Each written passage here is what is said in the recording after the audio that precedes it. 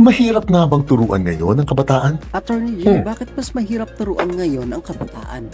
Malalim ang dahilan. Una, matinding kakulangan ng teacher at infrastruktura. Paano makakapagturo ng maayos kung dalawang shift ang bawat guro at ang mga tinuturuan nila ay nagsisiksikan sa mainit na kwarto? Sa ngayon, nasa 50,000 teacher at nasa 200,000 classrooms ang kakulangan at dadami lang yan. Pangalawa, kakulangan ng pagtuturo sa bahay. Paano matututukan ng mga magulang ang pag-aaral ng kanilang anak sa loob ng kanilang bahay kung dahil sa kahirapan ay pareho nilang kailangan maghanap buhay? Nakakalungkot, pero mas marami na ngayon ng dual income na pamilya. OFW ang isa o single parent na nag-aalaga kaysa sa traditional na pamilya. Pangatlo, kapangyarihan ng social media. At dahil hindi na sila natututukan ng kanilang guro at magulang, sa social media na sila nakakahanap ng atensyon, payo at kaalaman. At alam nating lahat na napakadelikado niyan. At ang pang-apat, epekto ng batas. Nakakalungkot, pero tila dahil sa exempted na sa criminal liability ang karamihan ng kabataan at dahil may anti-child abuse law na ang ating bayan, nahihirapan ng turuan ng personal responsibility and accountability ang mga kabataan. Pero may pag-asa pa naman. Sana lang, maibalik natin ang dating pagtutulungan ng magulang, guro at pamahalaan pagdating sa pagpapalaki at pagtuturo sa kabataan dahil hindi kakayanin ito kung mag-isa lang.